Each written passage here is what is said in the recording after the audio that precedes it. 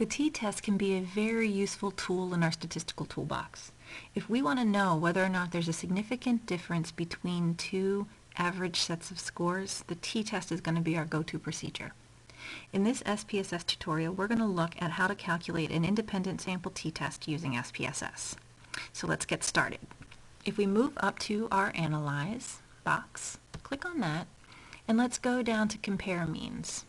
If you notice that in your Compare Means options, you have, you have a number of different options. You have your one sample t-test, which we talked about, your independent sample t-test, and your paired sample t-test. We're going to focus right now on independent sample. Again, the difference between these two tests, the independent sample and the paired sample, is going to be whether or not there's a connection that can be made in your data. Meaning, if you have the same individuals who are repeating their results over time, if you have family members, if you have some way that the data is actually paired together, then we'll use a paired sample. Otherwise, you're going to be looking at independent sample t-tests. So let's start with that one. Click on that.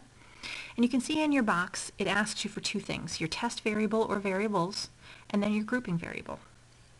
We're going to look at the difference in average income by gender. So if we click on our sex of respondent, and that's going to be our grouping variable.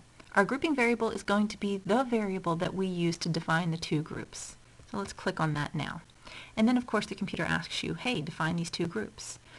What this is going to require is that you know how your variable is coded.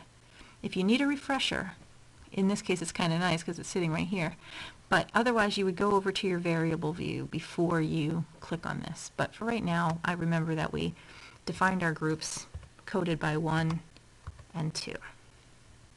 So let's go ahead and hit continue there. And now the question is, what's our test variable? SPSS can run multiple t-tests, sequential t-tests. So you could put a couple variables in there if you wanted to look at if there's a significant difference in age or years of experience. But for right now, let's just look at income. Okay? Just so that you're aware, if you click over here on options, you can exclude cases that are missing, or you can change what kind of confidence interval you're looking for. So what level of significance are you focused on? A standard is going to be 95%, so that's a 0.05 p-value. I'm just going to click cancel there, but you can change that if you really want to. So, okay, we're ready to move on. Click on OK, and here's your output. So, your grouping statistics up here gives you your male and your female as your sex respondent. This is always a nice thing to double check just to make sure that you were correct in putting in your codes when you added your grouping variable. These are the two categories we wanted to look at. Gives us our descriptives about those two groups. And if you sort of scroll down a little bit, so that we're looking at our independent sample t-test here, much like you saw on the slides, your initial test is going to be your Levene's test for your equality of variance. So here's your F statistic, your significance.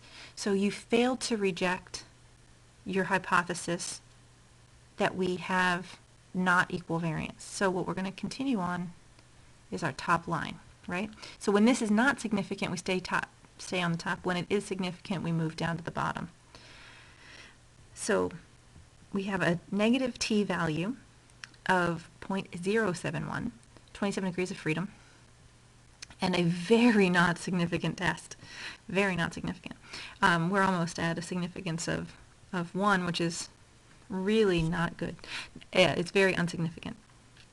So our significance is 0.987, which is much, much greater than the 0.05 that we were looking for.